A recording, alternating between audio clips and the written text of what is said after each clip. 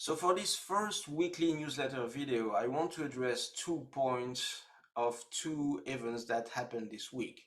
First, the Argentinian peso and its 54% devaluation, and second, the Fed meeting that happened on Wednesday. I actually think that both are actually closely linked, and we'll try to see how.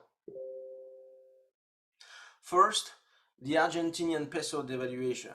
I find it very interesting as I see it as an experience that can happen to any fiat currency which has no intrinsic value. The only value of a fiat currency derives from the agreement about its value between two parties. This is actually what is said about Bitcoin to justify it has no value. The difference is the scarcity, the limited supply in Bitcoin versus the capacity of printing the dollar at will. In fact, the US dollar cannot be bought by taxes anymore because, like the new Argentine president Milei says, today's debt is future taxes that will be paid by our children and our grandchildren. In other words, future taxes have already been spent. The situation in Argentina is the result of decades of out-of-control spending, government after government printing money to finance deficit spending, piling up massive debt, and this must remind you of a similar situation. To get out of this, Argentinians and its newly elected president have decided to implement some difficult but necessary measures, such as the dollarization of Argentina, which will remove the capacity of money printing and hopefully curb a 40% inflation rate per year, although they will get the US dollar inflation rate, and massive spending cuts into public services and useless subsidies. No politician dared doing this before him because of the political cost. At the end of the day, they've been kicked out anyway. What is sad is that Argentina had to touch the rock bottom before changing direction. We'll see what happens in Argentina, but this will be very interesting to watch and unfold, as I believe it will come to us pretty soon. Which leads me to my second point, the Fed meeting this week. The Fed meeting this week was quite a party.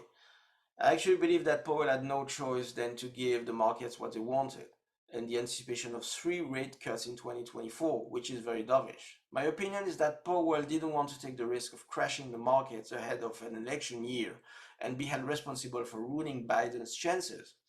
Powell has no other choice than running this soft landing narrative, with the market cheering at rate cuts, even pricing up to 5 rate cuts next year.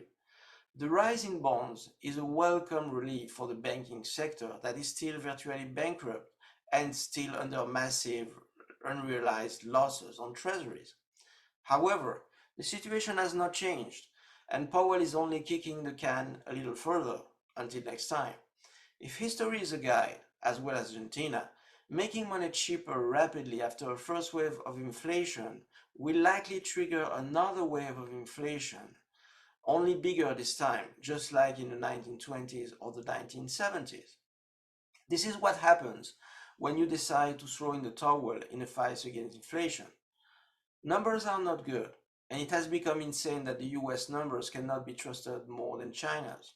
The inflation numbers coming from the government have nothing to do with what Americans experience on a daily basis. The US is taking the same road as Argentina. Let's only hope that the population will wake up and choose the right course of action before hitting rock bottom. Thank you for listening, and see you next time.